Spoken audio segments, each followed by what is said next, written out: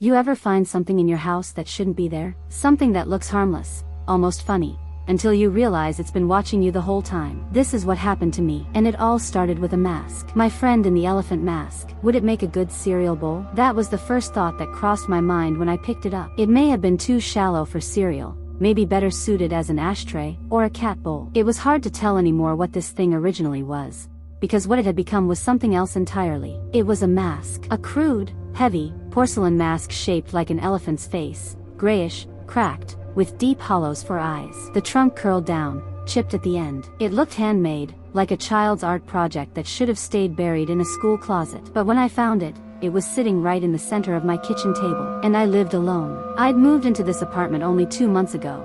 Small place, top floor of an old building that smelled faintly like mothballs and wet concrete. The kind of place where you could hear your neighbors talking through the vents at night, but never clearly enough to know what they were saying. The mask hadn't been there the night before. I was sure of it. I'd cleaned the table, left nothing but my laptop and a cup of cold coffee. Now, this thing just sat there, staring at me through hollow eyes. I thought maybe my landlord was playing some kind of joke. He was an old man, kind of weird, always mumbling about the previous tenants, like they were still around. But when I asked him, he just blinked. "Elephant mask," he said. "You shouldn't touch that." He wouldn't explain what he meant, just turned and walked down the hall, dragging his feet like he was suddenly much older. That night, I left the mask in the corner of the kitchen and went to bed. But sometime around 2 a.m., I woke up to a sound. A slow, rhythmic tapping. It came from the kitchen. I thought it might be a pipe, or maybe a branch scraping the window. But as I listened, the tapping grew louder, and it wasn't random. It was intentional. I got up, heart pounding, and crept toward the sound. When I turned the corner into the kitchen,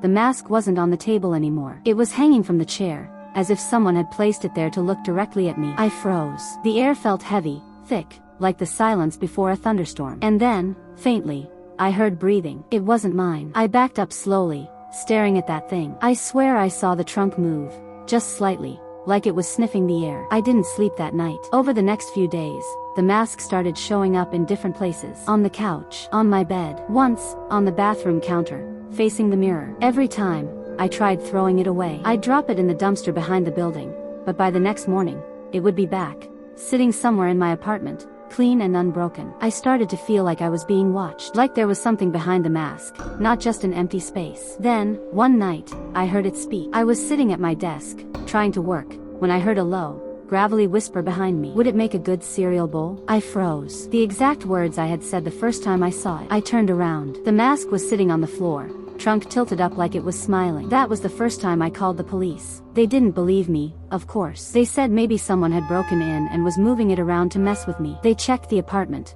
Nothing. No forced entry, no fingerprints but mine. I tried to move out the next day, but when I packed my boxes, the mask was already inside one of them, as if it knew I was leaving. I smashed it with a hammer, over and over. Porcelain shards scattered everywhere. But when I looked down, they weren't porcelain anymore. They were bone. Tiny, curved pieces of bone, still damp, like they'd just been carved from something living. That's when I heard the voice again. "Would it make a good bowl, Johnson?" Johnson, that's my name. I didn't even remember telling anyone that. The next part is a blur. I think I ran. I remember the cold night air, the flashing red and blue lights when the police arrived. I must have called them again. The officers outside were talking through the door, trying to calm me down. "Johnson, you copy?"